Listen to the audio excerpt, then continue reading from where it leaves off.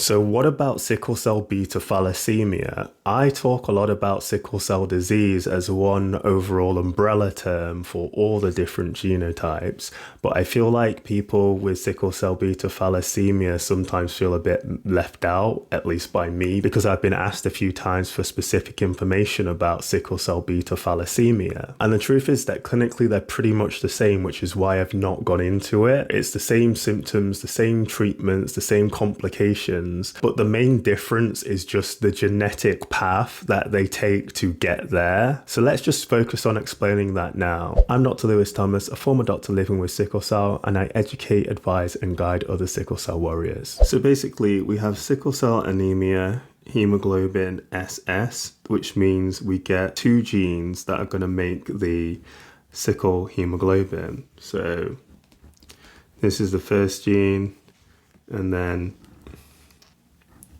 we get another gene that makes hemoglobin S, sickle hemoglobin, right?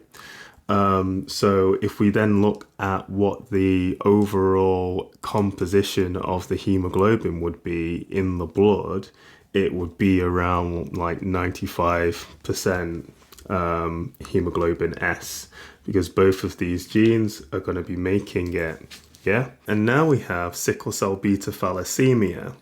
So the genes we have here is going to be the hemoglobin S gene, which makes hemoglobin S again.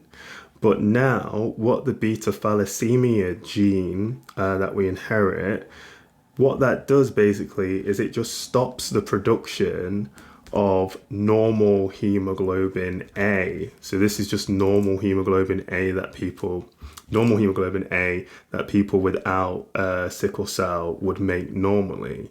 So what's happening here is we're getting the production of sickle hemoglobin, but then we're just getting nothing. So we're not getting any more sickle hemoglobin, but we're not getting any normal hemoglobin. So what happens overall is this leads to like the same situation where the majority of the hemoglobin being made is going to be hemoglobin S. Does that make sense? Do you see that? That's the main difference between the two. It's just how we get here. Now, if we go into this beta thalassemia gene a bit more closely, we find that there's two different types. So you have beta thalassemia 0 and beta thalassemia and beta thalassemia plus.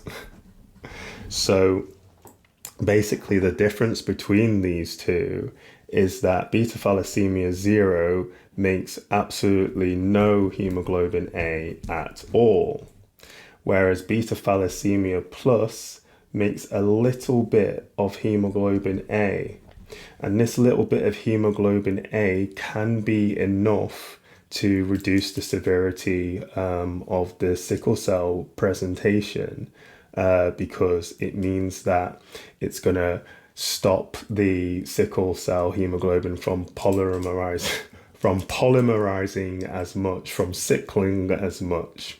So the more hemoglobin A you have, the better in beta plus thalassemia. So this is why beta 0 is much worse than beta plus. So I hope that makes it clear the basic difference between the two. If we're just looking at them based on the types of hemoglobin present, then they're going to look very similar, which means they're going to cause the same problems basically. If you want me to break down what the hemoglobin electrophoresis result would look like in each case, then let me know in the comments. Any other questions or things that you want to know about sickle cell disease, then just let me know.